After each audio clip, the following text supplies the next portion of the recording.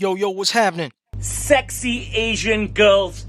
Yeah, so what's going on, guys? My name is This, and today I'm coming at you with another Mortal Online 2 video. Now, I've been playing Mortal Online 2 for quite some time now, and I've really thought about giving it a try to, help out new players, whether they're starting, or even if you've been a player for a while, maybe you could learn a thing or two from my experiences. And today we're going to start off very tip of the iceberg like.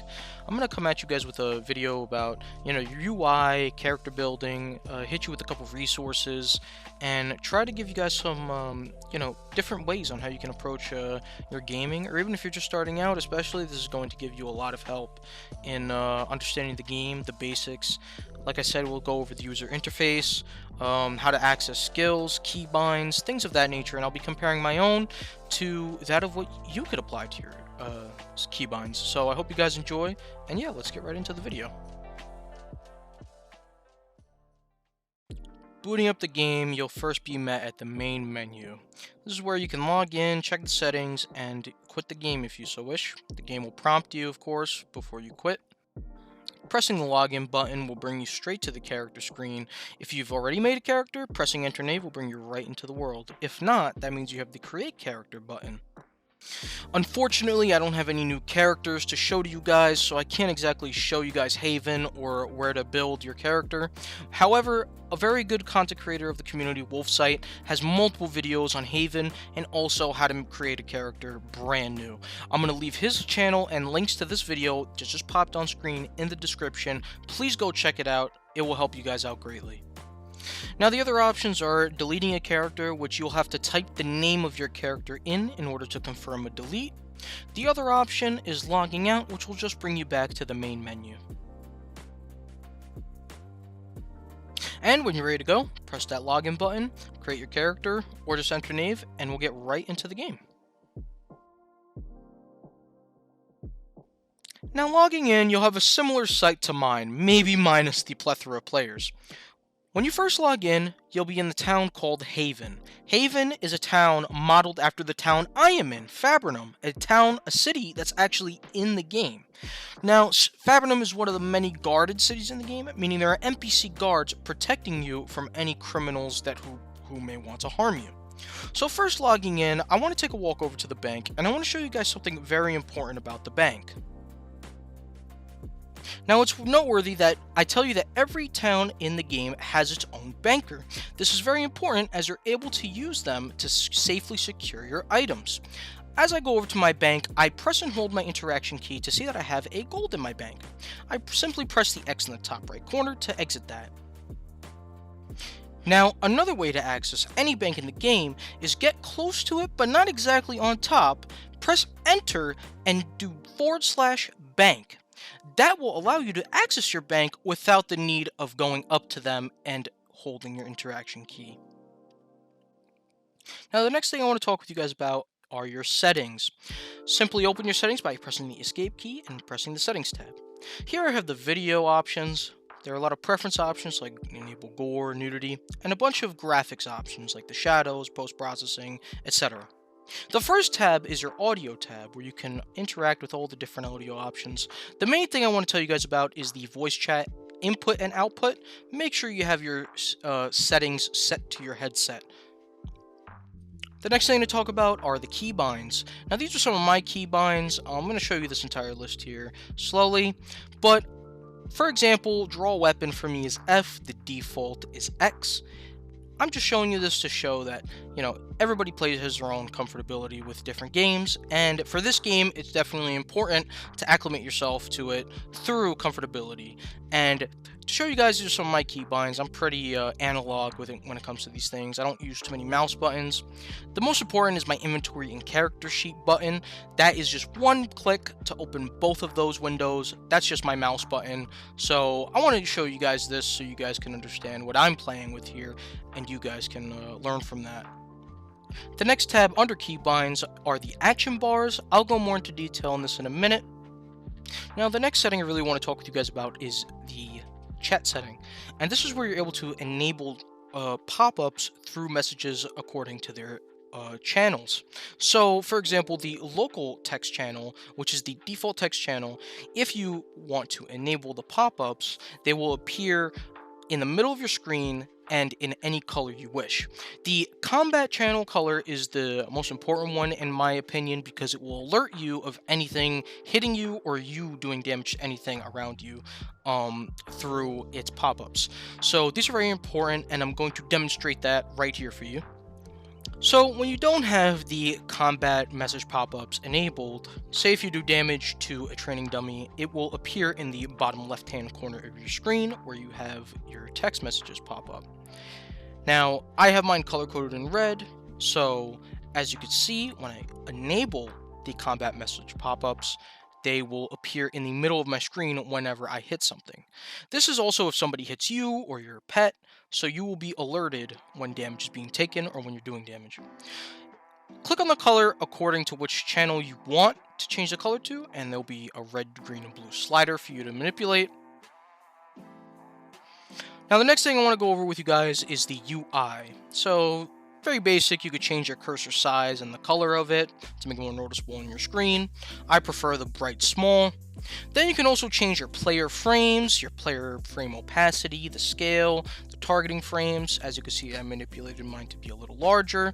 And you can also do that with the target frame. And target frame means the player or AI that you are looking at.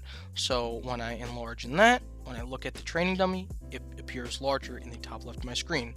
You can also move these icons, so they are able to be placed in the middle of your screen anywhere. I prefer them in the top left of my screen though. So like I said, it's all up to you how you want to view your game. The next tab is the gameplay tab where you can manipulate your sensitivity. Click to drag sensitivity and drag click sensitivity refer to combat. We're not going to go over that in this video. However, it's very important that you guys know and get familiar with your sensitivities.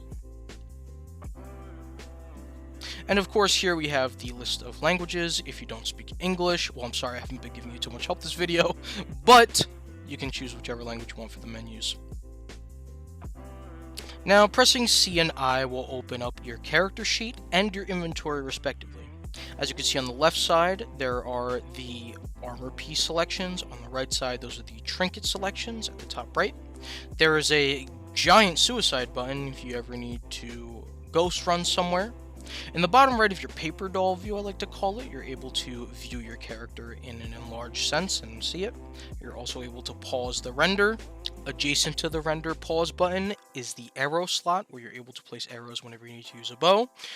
To the right under the trinkets are the weapon slots. You're able to have a main hand weapon and an offhand weapon. At the moment, the only offhand weapons you can have in the game are the shields. Under the weapon slots is the book slot, where you'll be placing books in order to learn new skills. On the right side are very important statistics regarding your character. Starting in the top right, you have your health, which are your hit points and how many hits you could take or how much damage you could take before you die. Your stamina is in regards to your movement, so running expels more stamina over time, as well as using higher strength weapons expel a lot of your stamina. Your mana is in regards to magic, so casting any magic costs mana, so your mana is your total pool of how much you can use before you can no longer cast any magic. Now, this next bit of the video we're going to talk about are the attributes. Now, the attributes are very important. Each attribute has a maximum value depending on your character build and a current value. We are going to go over each and every single one of them right now. Now, the first attribute I want to talk about is strength. Strength is very important because it allows you to wield heavy weaponry. That includes melee weapons and bows. Also, having a higher strength increases the amount of melee damage bonus you have. This is a percentage raw stat added on to your damage as a multiplier. Strength also affects maximum values for stamina, carry weight, and armor weight. These are very important because having a higher strength means you'll be able to hold on to much heavier items and also much heavier armor. It will also allow you to run longer and expel more stamina with higher strength weaponry, considering it bumps the maximum stamina. Dexterity is the next attribute, and this one is very important because it will allow you to achieve your character's highest jump height as well as your highest foot speed. It also impacts your maximum stamina as well as your weak spot chance for certain weaponry. Dexterity also impacts a player's mounted agility. This means higher dexterity will allow you to turn faster and also accelerate quicker on mountable pets. The next attribute is Constitution, and what this attribute does is allow you to have a larger health pool as well as have a higher maximum armor weight and carry weight. Constitution is similar to Strength in this regard, however the effects applied to your armor and maximum inventory carry weight are greater. Constitution also impacts your maximum stamina, however it does not have as big of an impact as Dexterity does. Now these next two attributes are more important in regards to magic. To put it simply, adding your current psyche and your current intelligence will give you your maximum mana. The next attribute I want to talk about is Psyche, and Psyche is very important for magic defense. It allows you to resist magic spells that may harm you and also decreases the total damage done to you through magical attacks. And now the next attribute is Intelligence, and what Intelligence does is it amplifies your spells to do higher healing and higher damage to both yourself and other players in game. Intelligence also makes your reading speed quicker, so you're able to read books faster with a higher intelligence. And now the last attribute is Size, and size is affected by both a character's height and weight class. Now, your size is going to be in correlation to what character you chose, whether it be a Thursar or Alvarin, and also the character's height and weight class you chose to come to the game with. Size affects a player's maximum health pool similar to Constitution, and also affects your melee damage bonus similar to Strength. The only way to affect one's size is either through their Clade gifts, which I'll get into in a minute, or through eating certain foods that make a character taller or shorter. And now finally, below all the attributes are your allotted attribute points. The next thing to briefly touch on are reserves. Basically, think of your reserves as your bank. The more you have in it, the more you have to use. And if you're low on that, it will begin affecting your respective bars of health, mana, and stamina. Thirst refers to how many units of potion you can drink. If you have 10 out of 10, that means you can drink 10 units. If you have 0 out of 10, you can no longer drink a potion. You need to wait for that to regenerate. Hunger refers to the amount of units of food you can eat at any given time. A higher hunger means you are able to eat more food. Having low hunger means you are not able to eat any more units of food. If you have 0 hunger, that means your character is not hungry. And to clarify, in most survival games, hunger is necessary in order to survive. However, in Mortal, the main use for hunger is to gain reserves back and either lose or gain weight. The last survival stats are your body heat and world heat. These can impact your stamina and mana regeneration depending on if it's either too hot or too cold in the world. Now on the right side of the stats sheet, you can view your standing with each nation in Mortal Online 2. The main takeaway here is when you hover over the opinion each nation has of you, you will be able to view your current standing. If your current standing is a negative number, you will not be able to enter cities controlled by that nation. The next very important thing that I want to last discuss with you guys about the stats is murder count. So, when you kill somebody who has below 5 murder counts, they can respawn at a blue priest and murder count you. Now, what exactly is a blue priest? A blue priest is a terminology used for players who are able to respawn at priests within towns and camps within the game. This is the message you get if you have over 4 murder counts and attempt to respawn at a blue priest. As I have 525, it'll take me a long time before I can respawn at a blue priest again. But using myself as an example, how long would it take for me to be able to respawn at a blue priest on the map? I have positive standing with Curite allied tribes. Why can I not respawn here? Well, as I explained, it's because I have over 4 murder counts. And for each murder count, you need to spend a total of 8 hours in-game to get rid of 1. The murder count timer is the exact amount of minutes you have to wait for your murder count to go down. So for example here, I have 188 minutes until my 525 murder counts will go down to 524. Once that does go down to 524, the murder count timer will reset and go back to 480 minutes.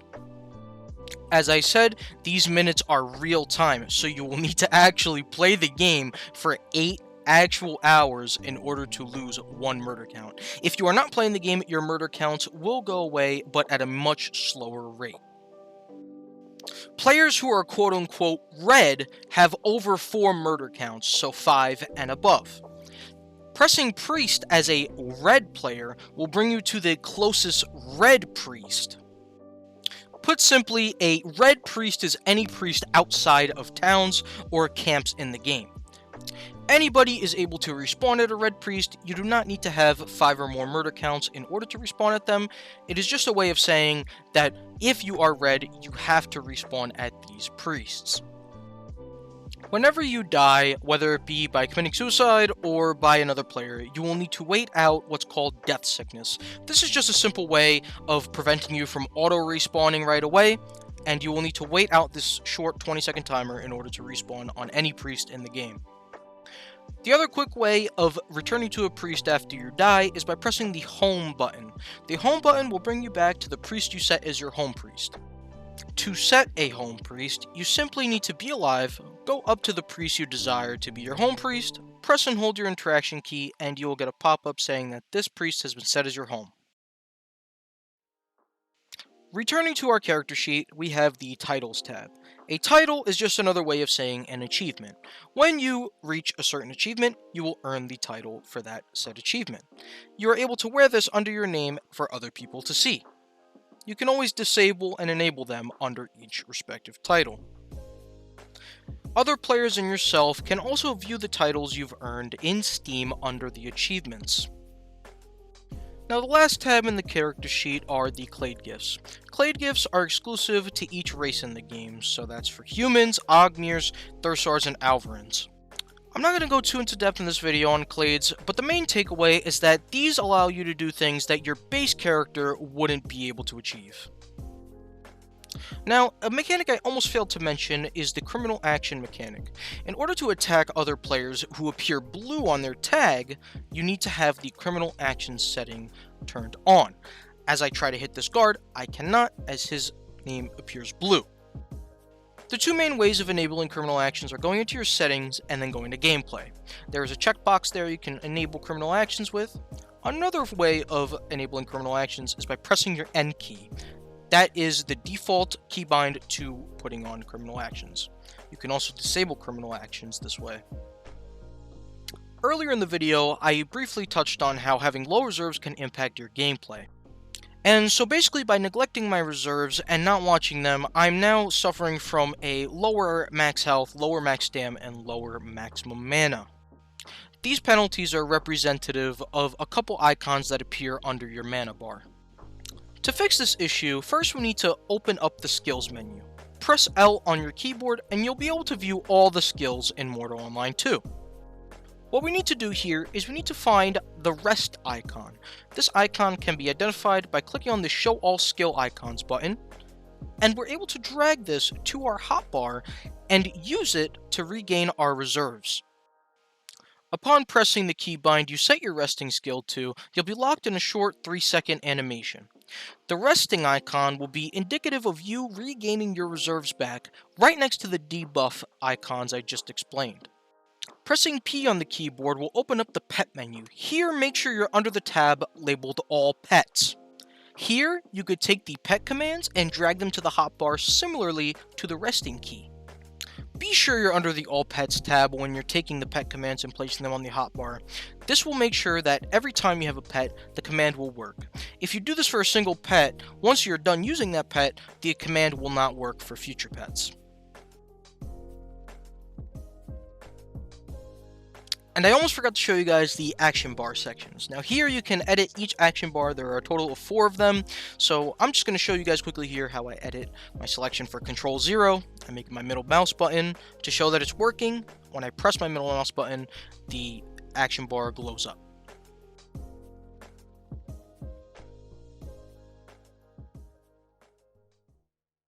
Now, I feel like I know what you're thinking. How am I supposed to take in all that information and not feel intimidated to play this game? Well, my friend, I have much more information to throw at you. Bruh. But seriously though, guys, I got a website to show you guys called Mortal Data. Here you can create your own character. You guys can check out the different stats through age, everything in real-time accuracy. You can look at the Clade gifts, all the different types of pets, gear in the game. It's endless. You can look at everything. And I'm definitely going to leave this in the link in the description. You guys can check it out. Please go check it out. It's really great content for the community. The next resource I really want to point you guys to is the Mortal Online 2 map, a map that was made not even by the developers, but by players of the community themselves. You guys can look at filters for animals, pickables, cities, and understand truly the terrain and vastness of Mortal Online's map. Just the one disclaimer I'm going to give to you guys, especially if you're new to using this website, I would please urge you not to log in to this website using any email or Discord. It's just not reliable that way, just for your privacy and protection. But besides that, the map is a great resource. I have it bookmarked. I'm always using it, so definitely recommend you guys use this. But anyway, guys, I really hope you guys enjoyed this video. It was my first time really taking a shot at a tutorial, especially on Mortal. There's a lot to talk about, and I just really wanted to go over the basic stuff. So anyway, please guys, have a great day. I hope you guys enjoy your gaming, and I will see you guys in the next one. Peace!